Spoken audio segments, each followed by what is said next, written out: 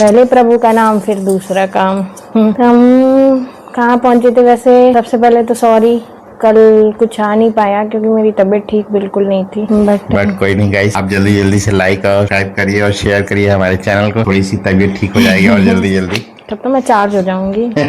फिर हम कहाँ तक पहुंचे थे? बस हम लोग शादी से लौट आए, हनीमून हो गया। अब जब हम लोगों के थोड़े से स्ट्रगल चालू हो गया था, धीरे धीरे से स्टार्ट हो गया था, तो स्ट्रगल फेज वही स्टार्ट हुआ और घर गृहस्थी तो जम गई। बच्चे जब आए तब असली आपकी जो लेवल ऑफ पेशेंस टेस्ट होता है तभी होता है।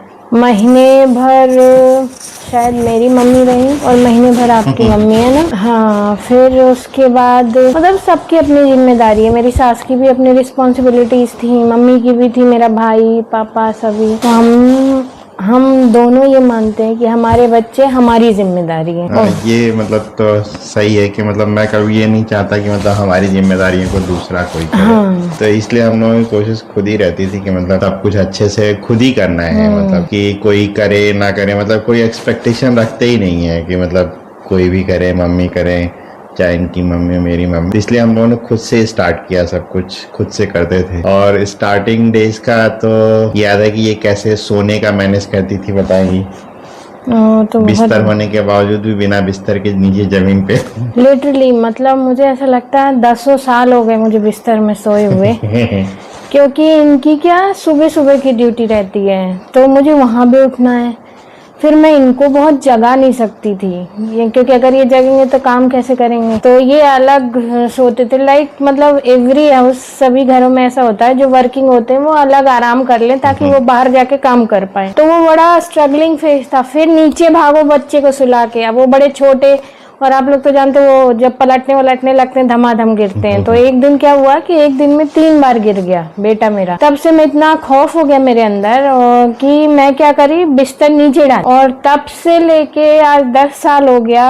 अभी ऐसा है कि एक लड़का मेरा 14 साल का, एक 7 साल का, फिर भी मुझे बिस्तर में नींद नहीं आई क्योंकि मैंने सोई 10 साल से जमीन में हूँ। क्या बच्चों को लगता था कि मतलब गिर जाएंगे तो चोट ना लगे, तो हम लोगों ने क्या बिस्तर छोड़ ही दिया था कि बिस्तर से मतलब ये क्या, जैसे किचन में काम कर रही हैं तो कैसे देखेंगे। तो इसलिए क्या होता था कि ये लोग नीचे जमीन पे ही सुला देते थे, जमीन मतलब बिस्तर लगा के नीचे ही सोते थे कि बिस्तर पे रिस्क खत्म कर दिया कि भाई बिस्तर से गिरने का कोई स्कोप ही नहीं रहा है।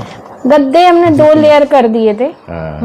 तो गिरने का कोई स्कोप नहीं रहता था। मतलब खैर, मैं ये नहीं बोल रही कि हम दोनों ने बहुत महान काम किया। हर माँ बाप अपने तरफ से एफर्ट करते हैं, लेकिन मैं अपने स्ट्रगल्स शेयर कर रही हूँ कि हम बहुत ही बिगिनर्स थे, हमने कैसे लर्न किया।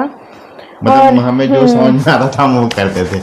और इवन मतलब किसी से कभी ऐसा लगा भी नहीं कि किसी से पूछे, हमें लगता था कि जो हमें समझ में आ रहा है हम वो करते जाएंगे बस। मतलब ऐसा नहीं था कि समझ में आ रहा है, ऐसा था कि इनको लगता था कि इनके माँ बाप को टेंशन होगी कि ये लोग मैनेज नहीं कर पा रहे हैं। और मुझे लगता था कि यार लड़की मस्त है सब अपने ससुराल में, तो मतलब सब कुछ अच्छा है। तो ये था कि हमारा था कि यार किसी को टेंशन देना नहीं है हमको, तो इसलिए हम नहीं बताते थे अपने स्ट्रगल्स। और वो काफ़ी टफ टाइम था, और पहले बच्चे में तो और टफ होता क्योंकि बहुत कुछ समझ ही नहीं आता है। फिर सेकंड बेबी हुआ मेरा। सेकंड बेबी में तो इनका तो था ही, मेरे बड़े बेटे का बहुत सपोर्ट था मुझे क्योंकि ढेर सारा वो जो बड़ा वाला था वो मैनेज कर देता था, अभी भी करता है, पहले भी उसने किया। और मतलब बहुत बड़ा हाथ है उसका सेकंड बेबी में। लेकिन मतलब हमारा क्या उस समय थोड़ा सा मुझे ऐसा लगता है, मुझे पोस्ट प्रेगनेंसी डिप्रेशंस वगैरह भी थे। तो ही इज़ वेरी मेच्योर्ड, वो बहुत हैंडल, जैसे ये करते थे इनसे ज़्यादा सब्र से वो हैंडल करता है। तो कहीं ना कहीं भगवान कुछ ना कुछ सपोर्ट देता है। मुझे ऐसा लगता है कि मेरे हनुमान जी ने मुझे दिया कि इस तरह से ये बैकअप प्लान इसका जारी रहे। अब तो बच्चे बड़े हो गए, खैर माँ बाप की जिम्मेदारियाँ कभी ख़त्म नहीं होती, बच्चे कभी बड़े नहीं होते। पर अभी हम पीछे देखते हैं तो मतलब बड़ा टफ फेज होता था। हमने घर लिया विदाउट एनी सपोर्ट, और एक मतलब अपर मिडिल क्लास फैमिली जो होती, जब वो घर लेती है तो चारों तरफ से to be very frank bankrupt हो जाती है। ये बात तो सही है। हाँ, और पिछले 10 साल मैंने मतलब मुझे कहने में शर्म नहीं है कि मैंने एक हाउसवाइफ की तरह गुजारे हैं। फिर इनका मोटिवेशन मिला कुछ, तब अब काम शुरू किया। तब तक इन्होंने बड़ा पेशेंटली हैंडल किया, और उसके बाद धीरे धीरे धीरे बड़े इमोशनल मोमेंट्स भी थे, सब एक बार मैं थोड़ी बताऊंगी। वो तो अगले एपिसोड्स में धीरे धीरे करके आएंगे ही, क्योंकि स्टोरी तो लंबी है ही। तो इस लंबी स्टोरी में आप हमारे साथ हमेशा बने रहिए और सपोर्ट करते रहिए। लाइक शेयर सब्सक्राइब भी जरूर करते रहिए।